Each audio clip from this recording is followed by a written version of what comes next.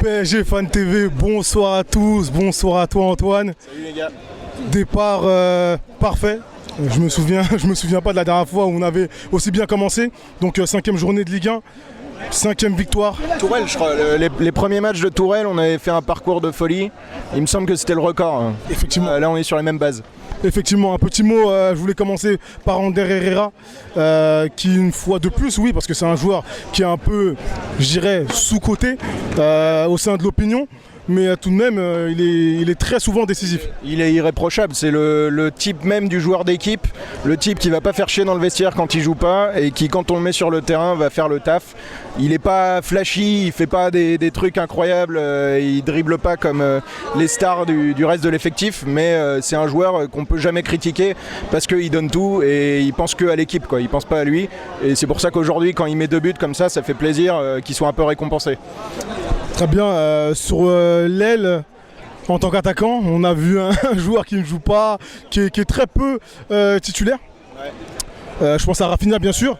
Comment as-tu trouvé son match ? Il a un peu fait du Rafinha, c'est-à-dire que quand il porte le ballon, il est assez élégant, il est technique. Moi, je l'aime bien. À voir jouer, il est sympa. Le problème, c'est qu'on le voit pas assez, quoi. Et évidemment, en jouant un match sur 10, c'est pas comme ça qu'il va prendre du rythme et des automatismes, des repères avec les autres. Le truc, c'est qu'on sait qu'il est pas assez solide, assez tanké pour Pochettino. Je pense que si vraiment il a fait de lui son 10e ou 11e choix, vraiment, là, il l'a mis parce qu'il pouvait pas faire autrement. Et malheureusement, j'ai l'impression qu'il est un peu destiné à ça et qu'il n'arrivera pas à passer au-dessus, quoi. Même des mecs comme Draxler ou tout ça sont largement au-dessus de lui. Il est toujours sympa à voir jouer. Je pense qu'il aurait pu mettre son but si Mbappé lui avait fait une petite passe en retrait à un moment, là, au lieu d'essayer de mettre sa petite pichenette. Ça aurait été sympa, mais Rafinha, on sait pourquoi il est là. C'est pour faire les utilités et servir quand personne d'autre est disponible, quoi. Très bien. On va parler de la charnière centrale, donc Kimpembe Marquinhos, qui me semble-t-il sera reconduite peut-être toute la saison. Est-ce que tu penses qu'on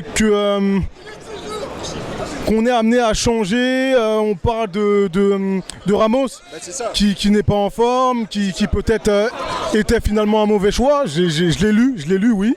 Qu'en penses-tu? Pour moi, tout dépend de l'état physique de Ramos. De toute façon, moi, c'est la réserve que j'avais quand je suis arrivé. On sait qu'il a joué, je crois un tiers des matchs au Real l'an dernier.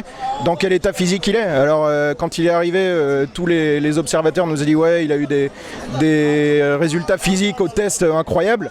Moi, je veux bien le croire. Le problème, c'est que depuis, il n'a pas pu jouer un match. Donc, j'espère qu'il va se remettre en condition et qu'il va être capable de jouer. Parce que s'il joue, forcément, il sera intéressant à regarder. Maintenant, on est sur des valeurs sûres avec Kimpembe et Marquinhos. On sait ce qu'ils valent.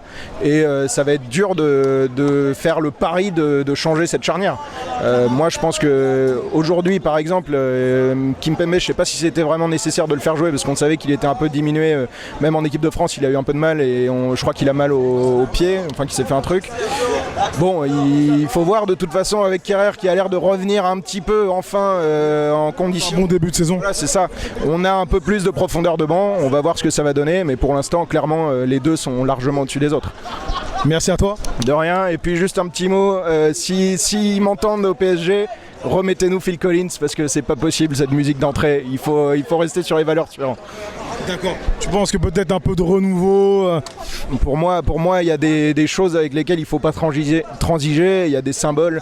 Moi, c'est comme le maillot. Ouais, le maillot de cette année, il est pas mal, mais moi, je suis assez attaché aux couleurs rouge, blanc, bleu, et on n'a pas ça. Je pense qu'il ne faut pas tout changer, tout bouleverser non plus, parce qu'il faut que le club garde son âme et qu'on voit qu'il y a des choses qui ne changent pas, quoi. Pour moi, c'est le propre des grands clubs. Merci à toi. Merci à vous, les gars. Merci, Byron.